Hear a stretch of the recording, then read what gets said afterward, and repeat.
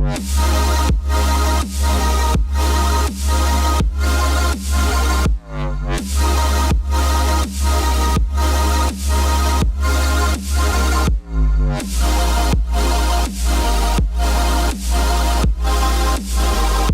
and welcome to the Delco Nerd Network Hot Take. My name is Anthony Ragucci and you're asking, what is a hot... Nah, gotta redo that. See, like I get into it, but I trail off or I'll slow down and then you know I messed up. Hello, my name is Anthony Ragucci, and welcome to the latest Delco Nerd Network Hot Take. What is a hot take, you may ask? Well, it's where we sit down and we talk about a certain game or a movie, give our thoughts, give our opinions, and today we're going to be talking about Final Fantasy XII The Zodiac Age, the remaster for the PS4 from the original PS2 game. With me to review it is my good old pal, Chris Connor, first time on the Delco Nerd Network. How you doing? It's good to be here. Glad to be away from all the trolling. How you doing? Good. So... we both played the original Final Fantasy XII. Yep. Final Fantasy XII was your first Final Fantasy, right? Yeah, it was actually. And off of my recommendation? Or from, yeah, okay. I was like, I knew I showed him Final Fantasy XII. I don't remember if he got it because of me. Yeah, the closest thing was probably Kingdom Hearts showing me characters, but that was the first time ever playing a Final Fantasy game. Yeah, so 12 was my second main title, and... we both beat it. You beat it, right? Yeah. But I don't think you did all the optional stuff, because I know I didn't. Yeah. So Final Fantasy XII is a pretty, I originally playing it, I don't remember it being as good as I find it now. Like, I never was like Final Fantasy XII. It was just kind of like there for me for Final Fantasy games. 10 was my favorite, and I always loved it more. But for some reason, I think, I don't know if 12 just didn't resonate with me at the time, but I'm really liking the remaster better than I did the original game. What do you think? I do remember a lot of people saying that around that time it was definitely ahead of its time. Something like kind of, I don't know how I'm going to say this, diamond hidden inside all the coal. Yeah. Usually not a lot of people like 12. A lot of people like... 12 is lower on the list for a lot of people, but I don't know. I like it a lot more than I did back when we first got it. So pretty much what you're getting with the remaster of 12 is the international version of the game, which is more or less a director's cut, or if you're familiar with like the Kingdom Hearts final mixes, that's technically like they're basically director's cut, and pretty much. I wouldn't say like it was cut content, but there's just more content in the game. Final Fantasy, I think for Kingdom Hearts, you could probably say the final mixes were cut stuff. Yeah, that was mostly cut stuff. For this game, though, I think it was mostly different mechanics. I think maybe they were trying to fix things that people thought were a little confusing. Maybe try and help them out a little bit. Yeah, so like one of the big changes is the license system. So in the original, it's pretty much free open license board. Everyone can do everything, and it's not necessarily everyone's good at everything, but everyone can do everything, which is a little... I think the more open you get, it can get a little overwhelming. But I feel like with the job system now is everyone... So you'd pick two... It's separated into 12? Yep. 12 job systems. The Zodiac job system, hence the name. Yeah. So... Each job is pretty white mage, black mage, and then you have different names for... Actually, they use a lot of, like, weirder names for stuff, like Ulan and, like, Bushy, and, like, a lot of, like... They're just, like, different fighter names for, like, stuff you probably already know. Like, Knight is pretty much, like, a tanker, like a warrior, and then white mage and black mage are pretty obvious. We have a red mage, and then some other stuff like that. Bushi is similar to the samurai when it comes to two-handed weapons, mechanist with guns, and, of course, archer with bows. Yeah. So, how did you feel? Like, I know, like, when I was going through it, I was, like, pretty, like, oh my god, like, I could totally fuck this up if I give people the wrong job classes. Because I was doing a lot of research, like, when I first got into the game. And a lot of people are better at certain jobs than other people, but it really doesn't matter what you do, who you're giving what. Because I know, like, I looked it up. Balthier apparently is the best white mage because of his, like, base stats in Magic. Like, I could have never assumed that. So, like, I made Balthier my white mage. Like, what did you end up doing? Like, how did you choose your stuff? Or did you just, like, randomly, like, I know, like, Fran, like, archer. Like, and, like, Balthier's second is, like, the mechanist. Because he's a gun, you know? It just makes sense. Yeah, that brings up a good point, actually. You can, in fact, give each of the 6 characters 2 of the jobs, one in the beginning and then one eventually towards the end. Well, maybe not towards the end. It's like approaching midway. I wouldn't even say mid game. It's like it's like a quarter through the first half of the game. Yeah, you get it pretty early, but you don't have to choose it until you get it. You have to really pick at Tomb of King Wraithwall. You can pretty much get away with not choosing up until then, but after that, you kind of need to like delegate who's doing what. But yeah, continue what you were saying. The majority of the first job I chose was basically based off what I remembered from playing the original game of what kind of weapons I gave those certain characters. Like, for instance, Vaughn gave him the sword. Penelo gave her the staffs. Balthier gave him the guns. So I basically incorporated that into the certain job systems and then just chose like that. Yeah, so you were a lot more just like do what you want, and you've beaten the game and you're almost done pretty much with all the final bosses. Yeah, so clearly you can get away with it. And I think if that system like really penalized you for picking wrong, it wouldn't make any sense. Because like you can have everyone as like a bushy, right? You don't have to use every job class, but I feel like you should. You should. Really. Yeah, there's no point of not utilizing other classes when like everyone can be every class. So you're not having any duplicates. Some people may be wondering what the big deal is about having these different jobs. The thing is, compared to the original licensing system where you can get every single skill, magic, technique, when it comes to these certain jobs, you can't get every single thing. There's certain techniques and magics that certain jobs don't have, so there's some characters that aren't going to have, say, healing magics or stuff like that, like you did back in the game. So that's probably the one thing that really made it a little bit stressful, was trying to figure that out. Yeah, so, like, I know, like, for me, Vaughn is a foe breaker and a Shikari, and he really doesn't do anything but attack. He literally has zero magic. As of now, I don't have, like, all the summons, so if he gets magic through, like, or locking an Esper, I'm not sure, or if I will, but yeah, like he literally only attacks and steals, and like that's the crux of what he does. But then there's like, I know both Fran is huge in both black and white magic. She's doing a lot of both, and then like Ash is my main black mage, and then there's Bosch, who is a knight. He's my tank, but he also has Curaja, which if you get Mattias, give him to your knight, because you can get Curaja, Azuna, and two other spells, but Curaja is like major. I do feel like that's also another thing they're trying to focus on as well. When it comes to, say, giving Espers, which were the summons in the games basically, to which character, you weren't sure exactly which character, because each can only be a single character. So basically, when it comes to unlocking them on a license board, you can use them to unlock a certain new path, opening to new different skills that you can give to that character as well. Yeah, and there's usually like there's a clear class you should be giving the Esper to. Like that's the one thing. Bellius is the only one. It really doesn't matter. Like I think the best thing you can get is like a potion lore, but everyone else kind of like there's a clear person you should give it to, right? Because like I don't know, you've got more summons than I have. I mean, there's probably more than one, but it mostly comes to you just have to figure out what does this character not have that you can add to their repertoire. Yeah, true.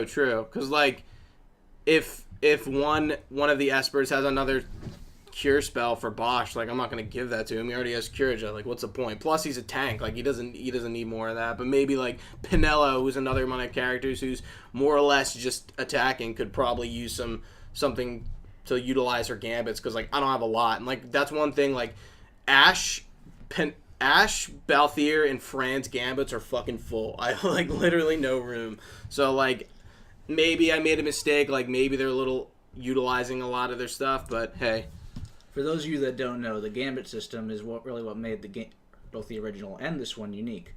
Gambit is basically where you put some type of command, whether it be attack, magic, something like that, then you put a status, like say foe minus less than 10% health or something like that, and then they will, in fact, perform those commands on whatever it is that they're targeted at. Versus the original Final Fantasy type of combat where you had to do when every single character is ready, you had to make this command, that command, this command. You don't have to do it, Matt. It's basically just, it kind of like, you can make the game play itself, essentially. Like at the higher end bosses, like Yizmat and what's his name, the Hellworm, right? Like those are the end game like super bosses. Like the game should be playing itself at that point. Like you have to have like your shit together. But like going through the game, you could probably get away with doing stuff manually. But utilizing the gambit system is probably like your best move. And I kind of like this system. Final Fantasy XII is really like a cross between the old age and the new age RPG, and I kind of like it better than 15. If I have to like really give an opinion and compare it to other Final Fantasies, a 15 is a little too new age, and like it kind of like breaks away from like what I like about Final Fantasy. It's not a bad. You haven't played it yet, right? Nope, I plan to though. Yeah, so like what I like about Final Fantasy 15 really doesn't do like at all. It's pretty base. It's not like too complicated, and like there's one super boss that you kind of need to just be like pretty good at to kill. But like other than that, like the main story's pretty basic, and like I don't know. It's I like now that I played 10, 10-2, 12, and 15 within the course of 1 year. That's the most Final Fantasies I played ever, and like you can definitely see where like some are better than others, especially playing them right next to each other. So let's talk about the story and get away from the gambit system. We talked a lot about that. What do you think about the story? Like, compared, like, I have a weird, we're kind of talking about it yesterday, where I feel like I wasn't understanding it as well when I was a kid towards now. Go ahead. I feel the exact same way. When it came to playing it back when you were a kid, you didn't really understand it, whether it was some of the really old type of language they used or different types of political, how should I say this, like just it's the game's really political. Like it is, like, yeah, that's like it's political. Like I think that's why it was hard to understand. Plus they don't speak like old English, but some of the characters do speak in like an oldie dialect, which I kind of like because it gives the game a little more flavor and the world a little more character. Because like the Bujerbins and the Rabanasturns and the Arcadians, they all actually speak like differently. I don't know if you noticed that. Like Arcadians speak a little more proper, and they're usually like played by British people. Rabanasturns are usually just like run-of-the-mill American, and there's really nothing too weird about it. And the Bujerbins are like whatever the hell they are. Kind of has like a little Middle Eastern, I think. They speak like really like strangely. Yeah, they say like brada at the end of every sentence, but like, and I think Andor is the only Bujerbin person you talk like who has a voice in the game, but you can tell he speaks like super different. It's definitely the small details that really help get the game more lively. Yeah. I like all the characters. I never really didn't like the story. I'm not done. Chris has beaten the game and is a lot farther than I am, but I've beaten the game from like when I was a kid. I won't try and give too much spoilers, but probably... Yeah, stay away from the spoilers. Probably the best thing about the ending is you kind of had to decide, did they just do something good or something bad? Just think that a little bit. Yeah, like, the game, it's I don't know. I just like the way they handle the story. I really do. It's kind of like... It's a pretty decent length game, too. It's not short, but, like, neither is Final Fantasy X, but the game isn't linear. You can pretty much do a lot of things like right from the start, whereas like Final Fantasy X, you literally can't do much of anything until the end of the game where you get the airship. And I'm trying to think about when in 7 it becomes really open. Yeah, that's like a tough one. It opens up, like it's fairly open, but it's pretty much based on like the vehicles you have, because you get like 3 different vehicles in 7. It's technically open anytime, but the thing is, even though it's open, there's plenty of stuff you can miss and not get back to. Yeah. But I like the hunt system in 12. That's really cool. It gives a lot of more side content to the game that's just like killing monsters, and there's a lot of like weird side quests that you can do that you can miss, but really aren't important to anything unless you just want like items and stuff. I mean, there's some that are probably not too crazy, like some where you just simply have to talk to these people. It's like fetch quests and stuff, and nothing like too crazy. But like if you're not like talking to people, you'll probably miss that stuff. So it's like it's missable content that really isn't vital to anything, but just for the purpose of like more side content. I mean, there's very few side quests that go into things that you obtain, like, say, the Espers or so, like we were talking about. Yeah, all the Espers are pretty much just, like, bosses that you just find. There's no really side quests for any of them, are there? That you have to do? Well, yes, there are, actually. The one in the Graham Scythe Waterway is, like, a puzzle, right? That one and the one I was telling you about. about the one that you can't attack whatsoever. Finding the medallion, remember that? Zeromus? Chaos. Oh, okay. Yeah. See, I didn't even verse him when I was a kid. I only did a few of them.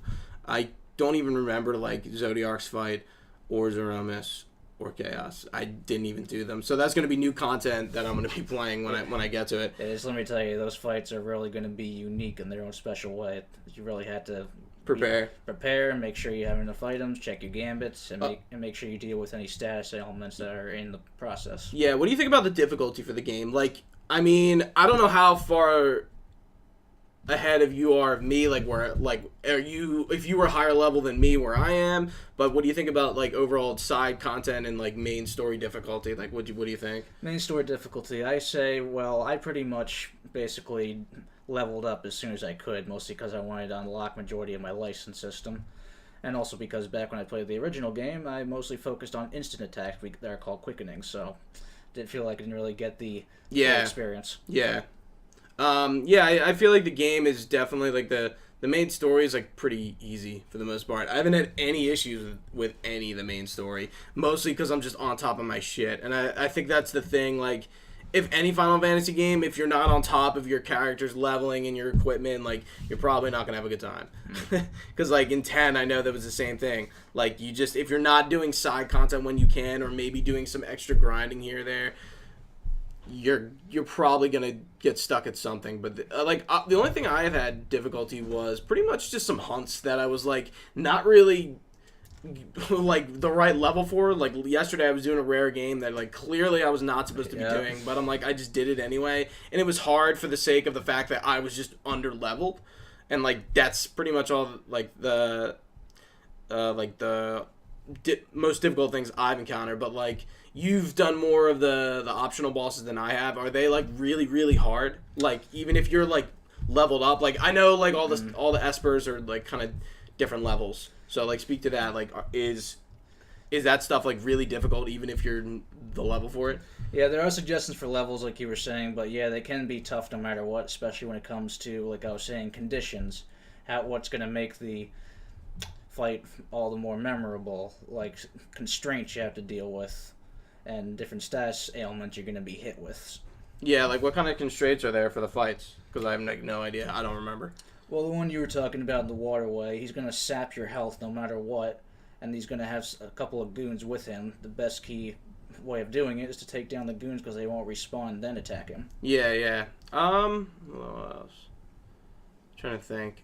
So some of the things that came with the international version of the game, or the HD remaster that were in the international version as well, is the speed up of combat, which is probably, like, one of the best things ever. A lot of people definitely complained about having to just walk around everywhere and not speeding up. I couldn't imagine how much more time it takes. So, like, in the menu, you can either change your speed to ×2, which moves you pretty fast, but then you can go ×4, which is, like, in my opinion, if you're just, like, doing stuff, like, in the game, like, you're moving so fast, you, like, lose control of how you walk. It's that quick. But, like, it speeds up battles that are just, like, mindless, like, boom, boom, done. And you just move on. But you also gotta remember, it's not just you that's speeding up. The entire place is speeding up. Enemies, everything around you.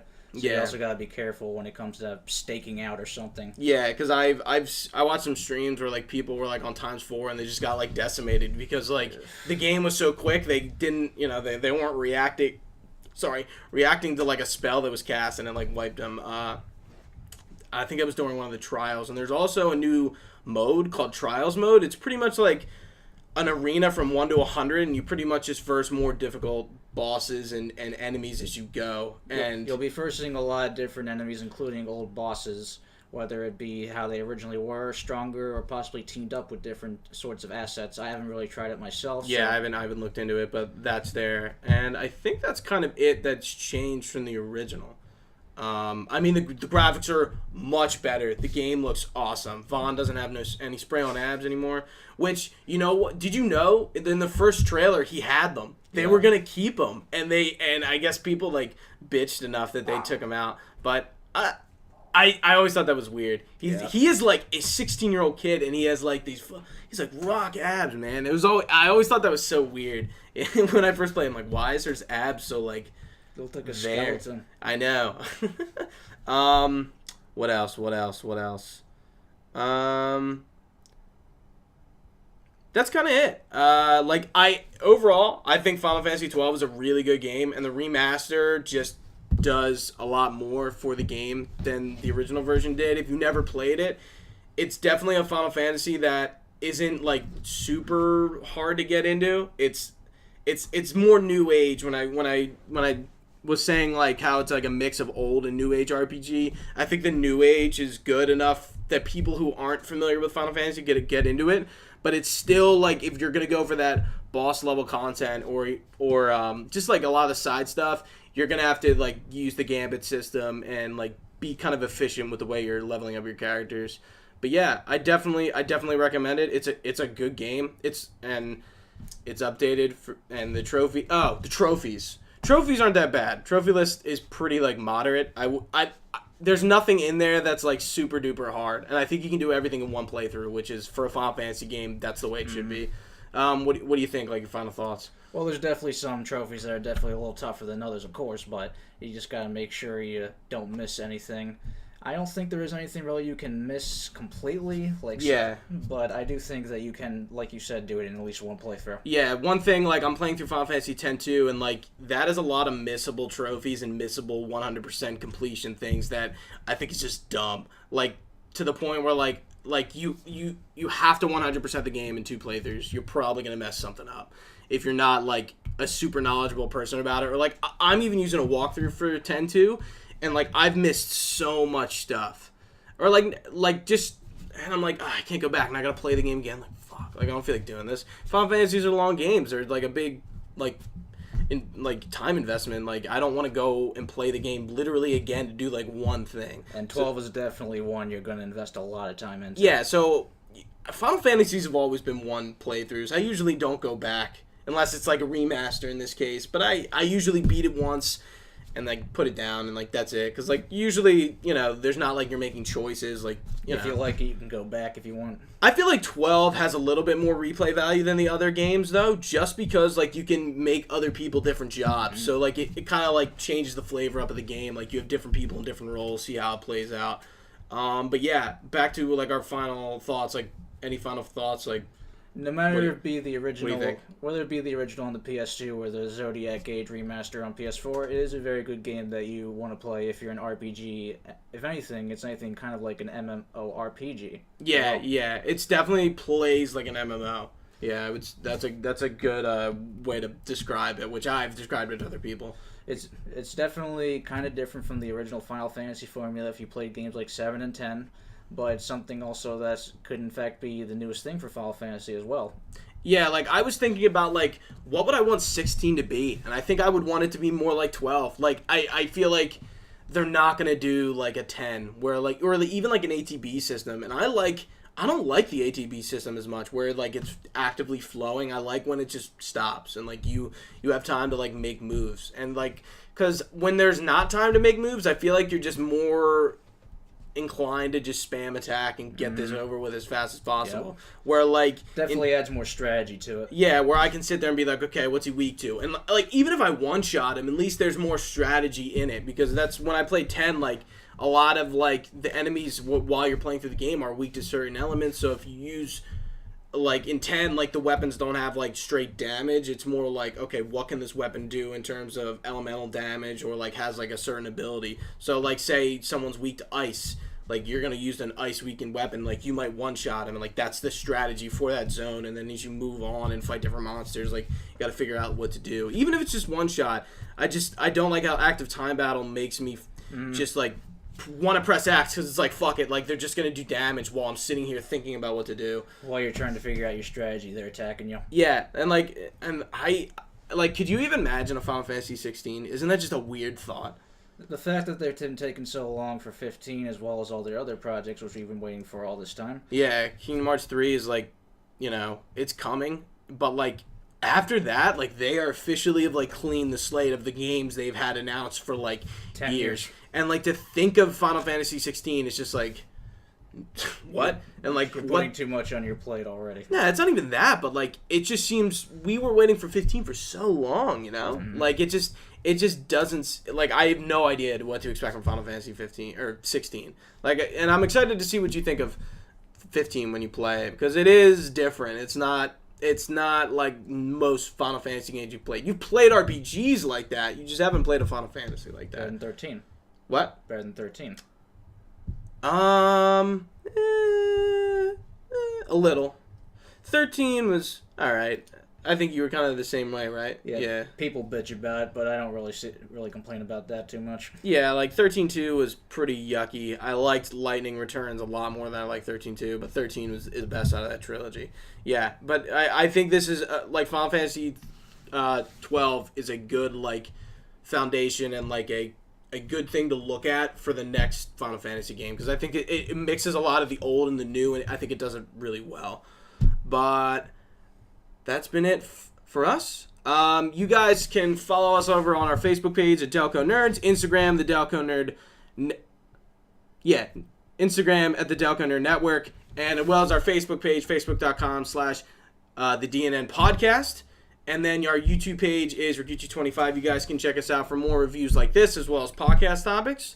For our hot take review for movie and shows, we're going to be doing Game of Thrones season. What are we on? 6, 7? I don't even remember what season this is. 7. Yeah, it's 7. We're like at the end of the season. We're going to be doing. It's probably going to be me, Trio, and Tim. We're going to sit down and talk about Game of Thrones the whole season. So that should be fun. Look for more content like this towards the end of the month, and this should be going out within a few weeks. Actually, it's not recording. It's not even streaming, so you're just gonna watch us and be like, "It's here, though." Okay, thank you for watching, guys. Stay nerdy.